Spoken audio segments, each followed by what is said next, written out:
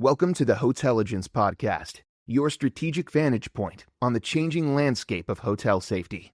Hosted by Jim Courts, a retired FBI DHS investigator, and Don Carr, a former frontline security owner-operator with years of first-hand incident response experience on hotel properties.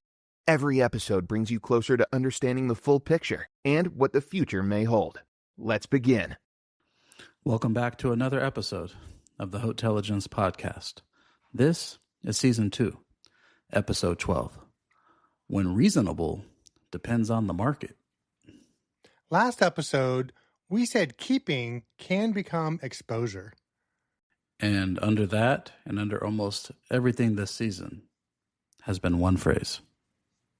It depends on the property. We've said it a dozen times. So today we stop saying it in passing, and we actually sit with it. Because operators love that phrase, and some of them love it for the wrong reason. So relative is real. So let's start with the part that's true. Reasonable really is relative.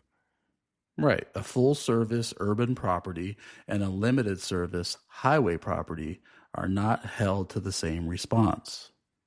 Yeah, they have different staffing, different hours, a different guest profile, really different risk on the same night.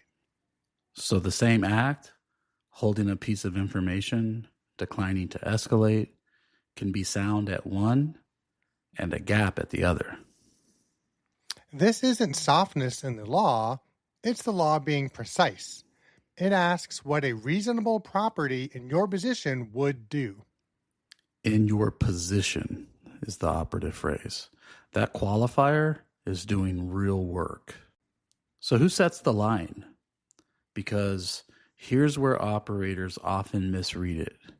They hear relative and they hear self-defined. Yeah, as if the property gets to decide what reasonable means for itself. It doesn't. The standard is relative to your peers, not to your preferences. What sets the line is what comparable operators in the same segment, in the same market, actually do. Right. Industry practice, brand standards. What a property like yours is understood to handle. Yeah, you don't get to draw the line below all of them and call it in your context. Because context places you among your peers. It doesn't excuse you from them. So let's talk about relativity as permission. And this is the failure mode. Relativity used as permission. We're a small property. We can't be expected to do that. We're not that kind of hotel. Sometimes that's a legitimate statement of position. Sometimes it's a property talking itself out of a duty it actually held.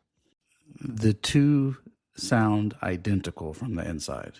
The difference is whether peers in the same position carry that duty too. If they do, your size doesn't excuse it. It just explains why you didn't want to. Reasonable depends on the market. It does not depend on the appetite of the operator. Yeah, the market is the measuring stick. It was never meant to be the escape hatch. So what does a property actually do with a standard it can't fully set? It builds to where its peers are, and it documents that it knows where that is. A property that understands its segment and operates to it is defensible, even when something goes wrong. And a property that operates below its segment and pleads context is not. The context was always available to the other side too. The standard moves within the market. The discipline of operating to your actual position does not. Which is the whole season in one line. You don't get to choose the standard. You get to choose whether your structure meets it. That's Season 2, Episode 12 of the Hotelligence Podcast. Next time, we'll talk about why the flag sets the floor. If the market sets the standard, the brand often sets the minimum, and a property rarely gets to operate beneath it. And remember, we're in this together. And together, we make hospitality stronger. We publish a short, written insider briefing alongside each episode. The link is in the show notes. Thank you for joining the Hotelligence Podcast, where experience informs smarter, safer hotel operations and prepares you for what comes next. Stay informed, stay confident, and stay connected. As the conversation evolves, Jim Cords and Don Carr will highlight developments that help hotels strengthen their approach to safety and risk management. See you next episode.